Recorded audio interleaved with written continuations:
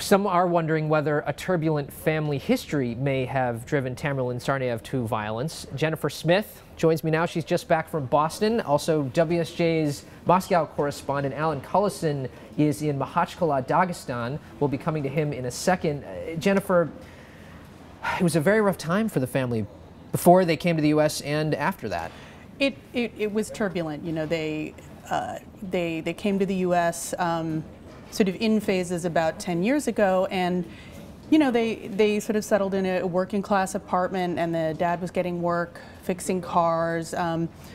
Kids were sort of, you know, living in two worlds. By the way, you know, the two suspected bombers were sort of living in two worlds and adjusting variously, it would seem. Okay, and the relationship between the parents, that was fraught at times. In the past couple years, the father became ill, and that was putting stress on the family. At the same time, it's interesting, the mother, she turned, her religiosity deepened, and she seems to have embraced a sort of more conservative strain of Islam than the family had, or than was sort of typical back in the part of Russia that they came from. She was wearing the hijab and wearing a right, and an Islamic veil. And so she encouraged Tamerlan to sort of take a deeper look into his religion as he was going through a troubled time. He was a talented boxer.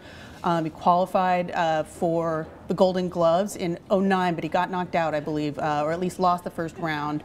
Sort of drifted in and out of community college, and there was an incident in 2009 where a girlfriend accused him of slapping her. That led to an assault charge.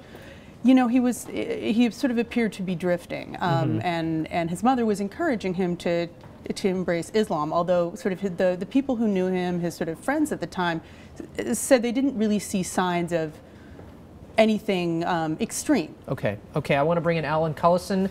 Alan, you spoke to Tamerlan and Jahar's parents. What did they tell you? Well, they said a lot of things. They're pretty much like a lot of parents, and a bit of a state of shock at this point, having learned that one son is dead and another one is likely to spend some time in prison. They are saying that they're convinced that this is all a setup of some kind. A foreign government that is, or some kind of government has trained them for this. But they admit a lot of they confirm a lot of the things that we're saying about them having troubled times, and basically Tamerlan turning to religion in recent years to sort of steady himself from wayward life in the United States. And I know his father was very unhappy, for instance, that he had turned away from boxing at one point. His father was actually a boxer himself. He was a very good boxer. He was Tamerlan's coach. He coached him from childhood.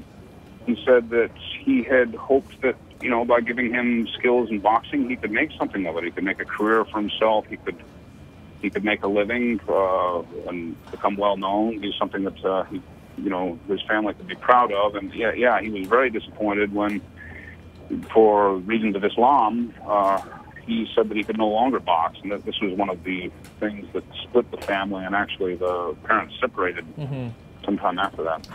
Alan, how did Tamerlan end up adopting a more conservative form of Islam? His mother was worried that he was going astray, and you do have to understand that they were in a foreign land, and they were worried that their children were beginning to drink and smoke pots and go out to parties, and they didn't know which way they were going. And so the mother did encourage him to start praying and become a more devout Muslim. And it's unclear whether it was Tamerlan's initiative that brought everybody into a more radical form of it, or whether it was his mother's, or maybe they just sort of got off each other, and both had an effect. There's a peculiar story that we're hearing about incidents at the Islamic Society of Boston, where Tamerlan had. Do we want to play that soundbite now, JR? I want to go ahead and play this soundbite. This is Anwar Kazmi, a board member of the Islamic Society of Boston, describing visits by Tamerlan to the Society Center. It happened on the Martin Luther King Day, and the person who was delivering the sermon, he made a sort of a parallel between, you know, how Martin Luther King had inspired people, and just like, you know, our prophet Muhammad had inspired people. And he seemed to have been offended by that. He stood up and objected to it. And again, it would be as if, you know, a Christian might be offended if somebody compared Jesus to Mahatma Gandhi or something like that, you know.